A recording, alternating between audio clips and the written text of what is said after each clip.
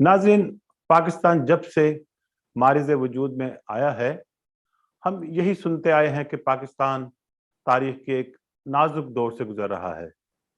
हिंदुस्तान से एक आखिरी मार्का होगा जिसके बारे में रसूल सल्लल्लाहु अलैहि वसल्लम की हदीस का हवाला भी दिया जाता है, और इस हदीस में इस मार्के को गज़वा हिंद का नाम दिया जाता है।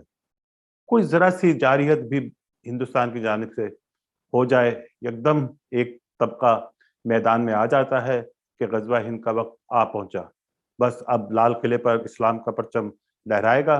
ये आवाज़ें अब जब से मुल्क दो लख्त हुआ ज़रा कम हो गई, लेकिन अब भी कभी कभार जैद हामिद और औरिया मकबूल जैसे करैक्टर हमारे लहू को गर्म करने मैदान अमल में दिखाई दे ही जाते हैं। हुकूमतों की जानिब से आपको अक्सर सुनने को मिलता है कि हमें बहुत समझदारी और होशमंदी से काम लेना होगा, दुश्मन हमारी सफ़ों में घुसा हुआ है, हमें कायद-ए-आज़म के इरशाद के मुताबिक अपने अंदर इत्तेहाद, तंजीम और यकीन महकम पैदा करना होगा, वगरना मुल्क अफरा-तफरी का शिकार हो जाएगा। अवाम को तो ये चूरन 1947 से बेचा जा रहा है, लेकिन जिनको अपने आप को सुधारना चाहिए था और जिन्होंने मुल्क को चलाना था, उनका मेयार दिन ब दिन गिरता ही चला गया। मेरी मुराद पाकिस्तान के इंतज़ामी इदारों, जिनमें ब्यूरोक्रेसी, पुलिस और अदलिया वगैरह और हुक्मरान तबके से है। नाज़रीन, ये हमारे सिविलियन इदारों की बात थी। हमारा मसला ये भी रहा कि हमारे दिफाई इदारे भी कोई काबिल रश्क कारकर्दगी के हामिल नहीं रहे। हालांकि पाकिस्तान में बराह रास्त तकरीबन 30 साल तक फौज के पास ही इख्तदार रहा, लेकिन उसी फौजी इख्तदार के ज़माने में मुल्क दो लख्त भी हो गया। और कहने वाले कहते हैं कि अयूब खान के दौरे हुकूमत से ही हमारी सियासत भी अंडर कवर हो गई, और सियासतदान भी खाकी वर्दी की बजाय खाकी कंबल ओढ़कर अवाम में आ गए, और फिर हर सियासी हुकूमत GHQ के आशीर्वाद से ही बनती रही, और जब किसी ने पटड़ी से उतरने की कोशिश की, उसे इक़्तिदार की कुर्सी से उतार दिया गया। नाज़रीन, इसके साथ हमारे मुल्क की प्रीमियर इंटेलिजेंस एजेंसी ISI पर भी मजहबी और सियासी जमातों में जोड़ तोड़ के इल्ज़ामात लगना भी कोई नई बात नहीं रही। खासकर 80 की दिहाई में तो IJI की तश्कील में उस वक्त के आर्मी चीफ और DG ISI के किरदार को तो बाकायदा मुल्क की सबसे बड़ी अदालत सुप्रीम कोर्ट तक में चैलेंज कर दिया गया, और जो बातें पहले दीवारों के पीछे हुआ करती थीं, अदालत में केस खुलने के बाद उसका तमाशा सारी दुनिया ने देखा। लेकिन उस वक्त तक हमारी शर्म हया का मेयार काफ़ी हद तक गिर चुका था, और क्यों ना गिरता, जिनके हाथों में हमारी डोरियां रही हैं, अब तो वो भी खुल्लम खुल्ला रिजीम चेंज करने की बातें करने लगे थे। तो हम क्यों शर्म खाएं? आपने अक्सर साबिका DG ISI जनरल हमीद गुल को तकरीबन हर न्यूज़ चैनल पर अपने इदारे के सियासी रोल पर बात करते ज़रूर सुना होगा। नाज़रीन, इन रवैयों का जो नुकसान हुआ वो ये कि हमारे यहाँ हर तबका ही सियासी हो गया, और आप तो जानते हैं कि हमारे यहाँ की सियासत में ज़ाती मफादात और झूठ एक ही सिक्के के दो रुख की तरह होते हैं।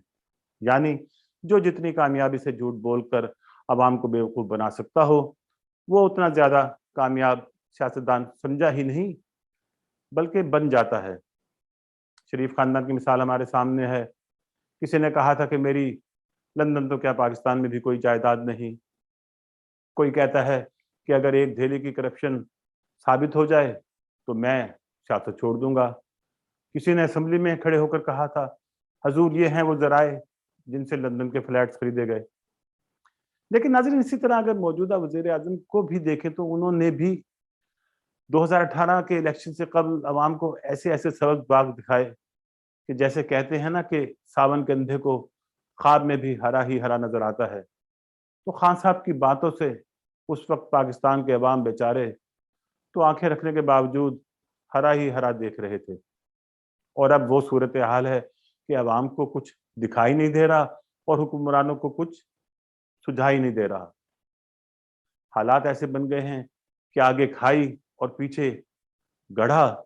एक तरफ हमारी मईशत हिचकोले खा रही है, तो दूसरी तरफ पूरा मुल्क एक इंतहा पसंद मजहबी जमात ने यरगमाल बनाया हुआ है। और नाज़रीन, मैं तो बहुत अरसे से ये बात कहता चला आ रहा हूँ कि पाकिस्तान ही नहीं बल्कि इंडिया को भी कहीं बाहर से नहीं बल्कि अपने अंदर से ही इस बढ़ती हुई इंतहा पसंदी से खतरा है। बुनियाद परस्ती या इंतहा पसंदी उस दीमक की तरह है जो आहिस्ता आहिस्ता इन दोनों मुल्कों को चाट कर इनकी जड़ों को खोखला कर रही है। और मजेदारी की बात यह है कि अगर आप दोनों मुल्कों के दानिश्वरों को सुने तो हिंदुस्तान वाले पाकिस्तान में बढ़ ही इंतहा पसंदी की बात करते हैं, और पाकिस्तान के दानिश्वर तो एक तरफ रख दें, रहनुमाओं को भी सुने, वो हिंदुस्तान के बारे में ये कहते हैं कि हिंदुस्तान के सेकुलर होने का भांडा वहां मुसलमानों पर हो रहे मजालिम की वजह से फूट गया है। हिंदू इंतहा पसंदी हिंदुस्तान की तबाही का सबब बनेगी। लेकिन ये बातें करते वक्त वो पाकिस्तान की बका को इस्लामी निज़ाम के निफाज से मशरूत कर देते हैं, और उसके साथ दलील के तौर पर वो हमेशा इस बात का सहारा लेते हैं कि पाकिस्तान तो बना ही इस्लाम के नाम पर था। अब यहाँ आकर ये बात मेरी तो समझ में नहीं आती कि एक तरफ तो ये भी एक हकीकत है कि उस वक्त की तकरीबन तमाम बड़ी मजहबी जमातों ने पाकिस्तान के बनने की मुखालिफत की थी। वगरना ये जमातें कायदे आज़म को काफिर आज़म कहने की बजाय अमीरुल मोमिनीन के लक़ब से पुकारती, और पाकिस्तान बनने के बाद खुद कायदे आज़म अपने आप को एक इंतज़ामी हुक्म के जरिए गवर्नर जनरल की बजाय खलीफतुल मुस्लिमीन के तौर पर रोशनास करवा देते, क्योंकि आइन तो उनकी जिंदगी में बन नहीं सका था, या ये कहिए कि बनने दिया नहीं गया, और उनकी वफात का इंतज़ार किया गया। और फिर 1949 में उस वक्त के वज़ीर आज़म जनाब लियाकत अली खान ने करारदाद मकासिद पेश कर दी, जिसमें इस्लामी और मगरबी जमहूरियत के इम्तिजाज को मुतारिफ करवाया गया। बल्कि मैं अगर साफ अल्फाज में कहूँ कि पाकिस्तान में बुनियाद परस्ती या इंतहा पसंदी की बुनियाद रख दी गई। आपके मुल्क के अमली तौर पर तमाम पार्लिमानी और इंतजामी अमूर तो ममलिकत बरतानिया की तर्ज पर चलें, और ढंडोरा आप एक इस्लामी रियासत का पीटें, क्योंकि मैं समझता हूँ कि या तो हकीकी मायनों में उस वक्त पाकिस्तान में मुकम्मल इस्लामी निज़ाम का निफाज कर दिया जाता।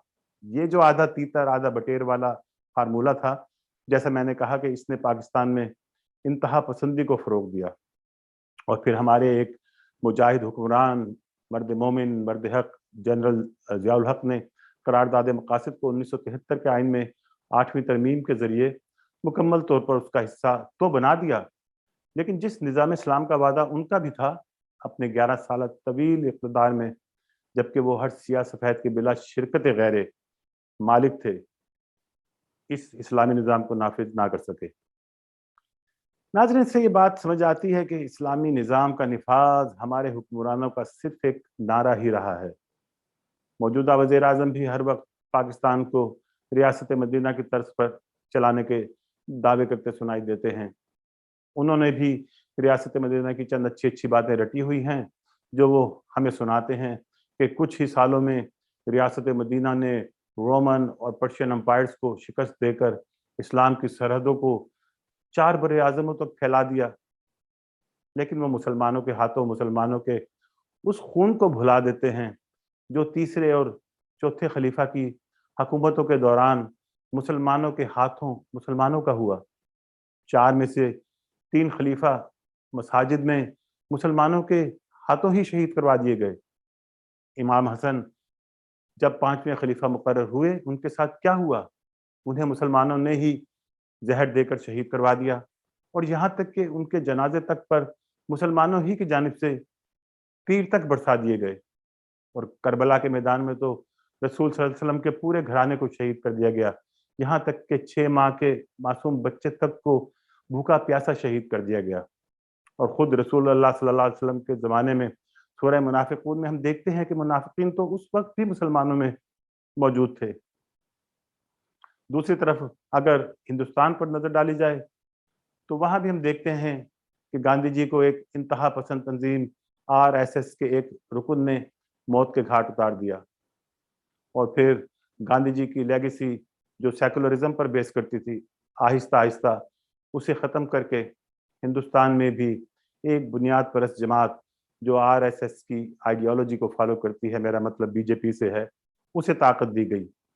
और अब हम देख रहे हैं कि पाकिस्तान की तरह हिंदुस्तान में भी इंतहा पसंदी की एक लहर उठी हुई है, और मैं इसकी तरफ बार बार तवज्जो दिला रहा हूं कि ये खत्ता एक ऐसी आग की तरफ बढ़ रहा है जो इसको जलाकर राख के ढेर में तब्दील कर देगी। अब ये फैसला इन दोनों मुल्कों के पॉलिसी साजों को करना है कि वो कब तक गैर मुल्की ताकतों का एजेंडा आगे बढ़ाते रहेंगे, क्योंकि खुदा न खास्ता मैं तो वक्त को सिमटता देख रहा हूँ जो कभी भी खत्म हो सकता है। और मेरी अपने वजीर आजम जनाब इमरान खान से यही गुजारिश होगी कि ठीक है, आप रियासत मदीना का तसव्वुर अवाम को ज़रूर दें, लेकिन पहले हमें पाकिस्तानी और एक इंसान तो बना लें, उसके बाद फिर हम रियासत मदीना की तरफ भी चले जाएंगे। खुदारा अमन की तरफ बढ़िए, अमन के लिए हाथ बढ़ाइए। हिंदुस्तान के हुक्मरानों से भी मैं ये दरख्वास्त करूँगा, और वहाँ के अवाम को भी मेरी यही गुजारिश होगी कि अपनी हुकूमत को मजबूर करें कि दोनों मुल्क एक दूसरे की तरफ अमन के रास्ते पर चलें, एक दूसरे से दोस्ती को आगे बढ़ाएं।